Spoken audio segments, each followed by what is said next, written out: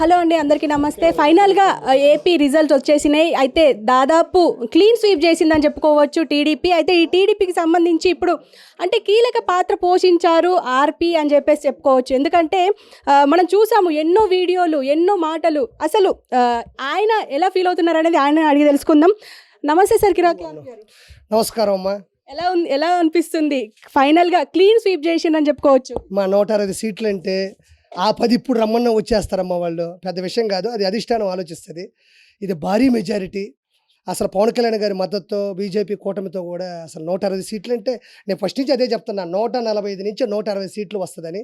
5 extra వచ్చినా నేను ఏ రోజు భయపడలేదు. నేను చెప్పింది జరిగింది కూడా.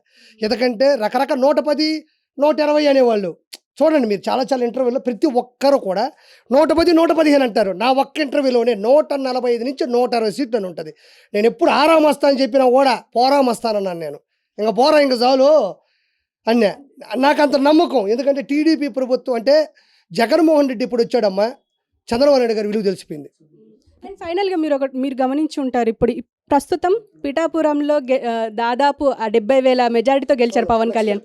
కానీ అంటే చాలామంది ఇండస్ట్రీ నుంచే వ్యతిరేకించారు. అది మనం చూస్తూనే ఉన్నాము, అది రకరకాల మాటలతోని. మీరేమంటారు? ఇప్పుడు వాళ్ళకి ఎలాంటి వార్నింగ్ ఇవ్వబోతున్నారు? ఆయన్ని 2019లో నిలబడ్డారు. తన 2 సీట్లు గాజువాక భీమవరం కోల్పోయారు. కానీ మళ్ళీ నిలబడ్డారు. తనకు వచ్చిన ఒక సీటు కూడా దబ్బేసి వెళ్ళిపోతే కృంగిపోలేదు, నశించిపోలేదు, నిలకడగా నిలబడినాడు. మళ్ళీ ముందరకు వచ్చినాడు. ఈరోజు మళ్ళీ చంద్రబాబు గారితో పొత్తు పెట్టుకొని ఒక కన్న బిడ్డలాగా లోకేష్ బాబు ఎంతో పవన్ కళ్యాణ్ బాబులాగా మెలికి ఆ మహానుభావులు ఏం చేసుకున్నా లేదు. కానీ రాష్ట్ర భవిష్యత్తు కోసం ఆలోచించకపోతే పవన్ కళ్యాణ్ గారు ఈరోజు ఈ పొత్తు ఇంత గొప్ప స్థాయికి వెళ్ళేది కాదు. పవన్ కళ్యాణ్ గారికి ప్రతి పార్టీలో ఉన్న కార్యకర్తలు ఆయన కాళ్ళ మీద పడి ఆయనకు నమస్కారం తెలుసుకున్నా కూడా తప్పు లేదు.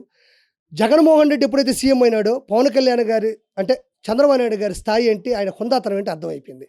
కాబట్టి ఇప్పుడు 21కి 21 వచ్చిందంటే కేవలం కారణం జగన్మోహన్ రెడ్డి చేసిన ఆకృత్యాలు, అరాచకాలు, అవినీతి. ఇంకోటి చంద్రబాబు నాయుడు గారు సౌమ్యంగా ఉండడం, వివాదరహితంగా ఉండడం, పవన్ కళ్యాణ్ లాంటి 4 స్టార్ కూడా తన స్థాయిని పక్కన పెట్టి రావడం, బీజేపీ లాంటి కూటమి యాడ్ అవ్వడం, అంతే. అండ్ ఫైనల్గా అంటే 105 వైనాట్ 105 అన్నారు. కానీ సింగిల్ డిజిట్ 175 సారీ వైనాట్ 175 అన్నారు. కానీ ఫైనల్గా సింగిల్ డిజిట్తోని ఆగిపోయారు వైసీపీ. అసలు ఏమంటారు? ఫస్ట్ నుంచి కూడా జగన్మోహన్ రెడ్డి ఏమంటున్నాడు, సింహం సింగిల్గా వస్తుంది అన్నాడు. సింహం సింగిల్ డిజిట్తో వచ్చింది, తప్పే ఉంది. సింహం సింగిల్గా వచ్చిందంటే సింహం సింగిల్ డిజిట్తో వచ్చిందని అర్థం. 9 అన్న కన్ఫర్మ్ అయిపోయిందా? 9-10 వేసుకోండి, ఏముందలే, అందులో పెద్ద విషయం కాదు. నవరత్నాలు అన్నాడు. లాస్ట్కి ఆ నవరత్నాలు మిగిలినాయి. లాస్ట్కి ఆ నవరత్నాలు ఉంటుంది కదా మాయిలు పైన వేసుకొని ఆ విజయం అది ఉంది కదా భారతమ్మ, దెబ్బ బావా అని కొడుతుంటుంది. అవినాష్ రెడ్డి ఈ నవరత్నాలు తీసుకొని వస్తూ ఉంటాడు. లాస్ట్కి మిగిలింది నవరత్నాలే. ఆయన అనుకుంది ఆయనకు వచ్చింది. అత్తని దారే సినిమాలో ఉంటుంది చూడు, నువ్వు ఆడ మొదలైనవో బద్దం ఆడికి వెళ్తావు అన్నాడు. ఆ 9కే వచ్చాడు. ఇంక అన్నం ఇచ్చే ఉండదమ్మా. అండ్ ఫైనల్గా ఇంకో మాట ఏమన్నారు అంటే, బండ్ల గణేష్ ఒక ట్వీట్ పెట్టారు, నిన్ను జబర్దస్త్ పిలుస్తుంది రోజమ్మ అని చెప్పేసి. సో మళ్ళీ వచ్చే అవకాశం ఉందంటారా? అసలు జబర్దస్త్ ఉంటే కదా రోజమ్మ పోవడానికి. ఇది ఇటు పోయింది, అది అటు పోయింది. నేను జబర్దస్త్ గురించి ఎప్పుడో చెప్పాను. నాగబాబు గారు లేని షో ఎప్పుడో నిలబడతాను. ఆ రోజు నేను వచ్చేటప్పుడు కూడా చాలా నిజాయితీగా జబర్దస్త్ నుంచి బయటకు వచ్చాను. ఈరోజు ఆ షో లేకుండా పోయింది. ఇంబు ఏం చేసుకుంటుంది? ఆ తీసేసిన సెట్లో కూర్చొని నన్ను చూడు, నా అందం చూడని డ్యాన్స్ చేసుకుంటుందా? లేకపోతే ఏమన్నా ఆవిడ స్పెషల్ స్కిట్లు ఏమైనా వేసుకుంటుందా? ఆవిడ ఏమైనా కూకొని ఏమి 3,000 కోట్లు సంపాదించింది, సొంత షో ఏమైనా పెట్టుకుంటుందేమో చూద్దాం, అంతే. జబర్దస్తే లేనప్పుడు ఆవిడ పోయి ఏం చేస్తుంది? లేకపోతే ఈవిడ పోయి ఏమన్నా లేపుతుంది రేటింగ్ 16. చిన్న ఆర్టిస్టులు అనింది. ఏముంది ఆ మనిషికి పాపము, అంత పెద్ద రజనీకాంత్ గారే ఆన్ల.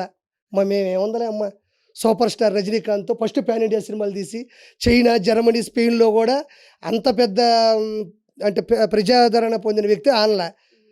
చెన్నై పోతే చెప్పుతో కొడతారు ఆ మనిషిని. దమ్ముంటే రోజాని చెన్నైకి వెళ్ళమను. కుక్కను కొట్టిడు కొడతారా కొట్టరా? ఒక రజనీకాంత్ గారు లాంటి వ్యక్తి నాకు టీడీపీ అంటే ఇష్టం అన్నాడు. అందులో తప్పే ఉందమ్మా. ఆయన ఇష్టం ఆయన చెప్పుకున్నాడు. వెంటనే ఈ గుట్కా నా కొడుకు, ఈ రోజా పోయి నువ్వెంత, నీ బతుకెంత అన్నారు. ఈరోజు నీ బతుకే ఉంది. ఈరోజు మినిస్ట్రీ లేదు. ఈరోజు నువ్వు గాలి భానుప్రకాష్ గారి చేతుల మీదుగా ఓడిపోయినావు. ఈరోజు తిరుమల కూడా నీకు రానీదు. ప్రపంచంలో ఎవరైనా తిరుమల పోవచ్చు కానీ నిన్ను మాత్రం ఫస్ట్ గేటు దగ్గర ఫస్ట్ మిడ్ దగ్గర ఆపేస్తా ప్రభుత్వం, జాగ్రత్త. అండ్ సినిమా ఇండస్ట్రీకి అంటే మనం చూసాము పెద్ద పెద్ద హీరోలందరూ వెళ్ళి టికెట్ల విషయంలో మాట్లాడడానికి ట్రై చేస్తే అంటే బయటే మాట్లాడించారు, బయటనే వదిలేశారు అని చెప్పేసి మాట్లాడారు. ఇప్పుడు సినిమా ఇండస్ట్రీకి ఎలాంటి మేలు జరగబోతుంది అంటారు టీడీపీ హయాంలో? అమ్మ ఇప్పుడు ఈ డెకాయిట్ నా కొడుకున్నాడు ఎవరు, పోసాని.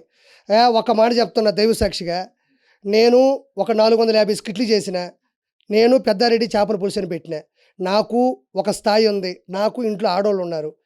నేను ఎవరిని తిట్టాలో ఎవరైతే తిట్టారో వాళ్ళనే తిడుతున్నా. నేను ఎవరిని పడితే వాళ్ళని తిట్టేంత అవకాశం లేదు, నాకు అవసరం. ఇంతకుముందు నాకు చాలా ఇంటర్వ్యూలు ఉంటాయి, నేను ఎవరిని తిట్టలా. ఎవరైతే ఇంట్లో ఆడవాళ్ళ గురించి చులకనగా మాట్లాడి చేశారో ఆ నా కొడుకులే డెకాయిట్ నా కొడుకులు అంట. ఆ పోసాన కష్టమల్లి చిరంజీవి కానీ పవన్ కళ్యాణ్కి తెగదిట్టేవాడు, ఆడికి ఎఫ్డీసీ చైర్మన్ ఇచ్చాడు. ఆ నా కొడుకు ఏ రోజైనా ఫిల్మ్ డెవలప్మెంట్ గురించి మాట్లాడాడా, వాడి డెవలప్మెంట్ గురించి మాట్లాడుకున్నాడా? మై హోమ్ భూజాలు 4 ఫ్లాట్లు 4 గన్మ్యాన్లు ఉండాలమ్మా. ఎందుకంటే పదవి ఉండాలి, పదవి తగ్గ స్థాయి ఉండాలి, స్థాయి తగ్గ మాటలు ఉండాలి. ఈ డెకాయిట్ నా కొడుకు డబ్బులు సంపాదించుకున్నాడు. ఈరోజు ఏమైంది, వాడి బతుకు కుక్కలు చెప్పిన ఇస్త్రీ అయిపోయింది. ఈ నా కొడుకు ఈరోజు వాడికి సినిమా ఇండస్ట్రీలో కూడా సినిమాలు రావు. సినిమా వాళ్ళందరూ ఒకటయ్యి ఆ నా కొడుకుని పక్కన పెట్టకపోతే సినిమాకే ఏ స్థాయి లేకుండా పోతుంది. ఫైనల్గా ఇంకో మాట ఏంటంటే శ్యామల కూడా అంటే యాంకర్ శ్యామల కూడా ఒక మాట మాట్లాడు అంటే ఆయన గెలవరు, ఖచ్చితంగా వంగగీతనే గెలుస్తుంది అని చెప్పేసి అన్నారు. దానికి మీరేమంటారు? ఇప్పుడు శ్యామల ఎవరు, మంచి డ్రెస్ ఒకటి కుట్టించుకొని 20,000 30,000 పెట్టుకొని మంచి నాజుగ్గా తయారైపోయి ఈ మూతేమో ఈ పక్కకు లాగి ఏదో ఒక స్టైల్గా ఇట్లా లాగితే అయిపోద్దా? మెజారిటీ గురించి ఆలోచిస్తున్నావు మహాతల్లి నువ్వు. ఒకసారి పిఠాపురంకు పో, నీకు దమ్ముంటే పిఠాపురంకు పో. ఎవరిది ఏ స్థాయి, ఎవరికి ఎన్ని ఓట్లు వచ్చినాయి తెలుస్తుంది. నీ మొగుడు ముందు ఉండే కేసులు ఎత్తించుకోవడానికి, మీ ఇంట్లో ఉండే కేసులు మొత్తం మీరు ఎత్తించేసుకోవడానికి పోయి జగనన్న సంకనాకుతావు నువ్వు, ఉప్పు నిమ్మకాయ వేసుకునే. ఇప్పుడు పో, ఇప్పుడు మాట్లాడి నీకు దమ్ముంటే పవన్ కళ్యాణ్ గారి కంటే ఆయాసం వస్తుందంట, ఆవేశం వస్తుందంట. జగన్మోహన్ రెడ్డికి ఏం వస్తుందమ్మా? సాయం చేయడం అంటున్నావు. పవన్ కళ్యాణ్ గారు ఎవరు సాయం చేయలేదా? కౌలు రైతులకి ఇవ్వలేదా? ఎంతమంది ఆర్టిస్టులను కానీ ఎంతమందికి సహాయం చేయలేదా? పార్టీని సొంత పదం మీద సొంత రథం మీద నడిపించలేదా? ఈరోజు నమ్ముకున్న వాళ్ళకి ఈరోజు టికెట్లు ఇప్పించి వాళ్ళ పూర్తి బాధ్యత తీసుకొని 21 మందిని గెలిపించలేదా? అంటే నీకేం వచ్చు, నీకేం వచ్చని? నీకు దమ్ము ఉంటే నువ్వు డిబేట్కి వచ్చి మాట్లాడగలవా? నీకు దమ్ముంటే నువ్వు, నీ స్థాయి, నీ మొగుడు ఏముందని మాట్లాడుతుంది? అన్ని ఇచ్చిన చిల్లర పైసలకు అమ్ముడిపోయినావు నువ్వు. చిల్లర పైసలకి అడుక్కు తినొచ్చు కదా, పోయి రోడ్డు మీద అడుక్కు తిని ఎంతకన్నా గౌరవంగా ఉంటుంది నీకు.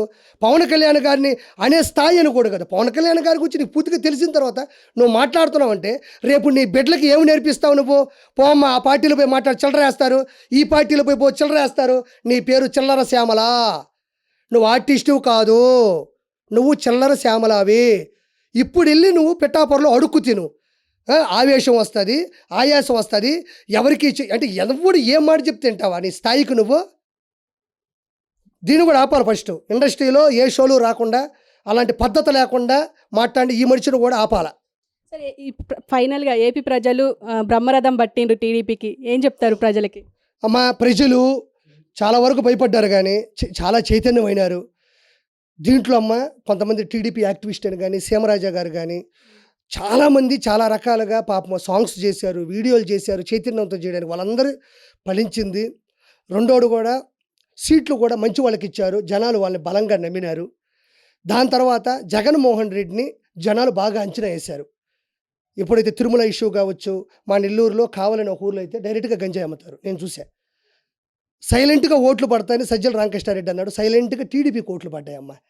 పోస్టల్ బ్యాలెట్ వాళ్ళు పాపం అది పనిగా ఓట్లేశారు. టీచర్సు, పోలీసు డిపార్ట్మెంట్ వాళ్ళు అందరూ కూడా అందరి నరాల్లో ఒకటే ఉత్కంఠ, మనం ఈసారి ఓటు వేయకపోతే ఆ అష్టదరిద్రుడు మళ్ళీ వచ్చాడంటే ఆంధ్రప్రదేశ్ నాశనం. మీకు విషయం తెలుసా, ఈ 2-3 నెలల్లో ఈ భారతదేశంలో ఒక ఆంధ్రప్రదేశ్ మీద జరిగిన బెట్టింగ్లు, ఒక్క ఆంధ్రప్రదేశ్ మీద మిగతా రాష్ట్రాలు చూపించినంత ఆసక్తి ఇంతవరకు జరగలేదంట. అంటే నేను ఎందుకు అంతలా మాట్లాడుతున్నానంటే అదొక్కటి చాలు మీకు ఎందుకు తొంగి చూశారని. మేము పడ్డ బాధలు మాకు తెలుసు. ఆంధ్రప్రదేశ్ ఒక్క రోడ్డు సరిగ్గా ఉండదు. 1300 1400 ఒక సింగిల్ ఫ్యాను, ఒక సింగిల్ లైట్ ఉంటే 1400 కరెంటు బిల్లు. ఇవన్నీ మేము అనుభవిస్తున్నాం, మేము చూసి మాట్లాడుతున్నాను అంతే. నేను ఎవరిని కావాలని ఒక బూత్ అంటే నేను హీరో అయిపోతానని కాదు.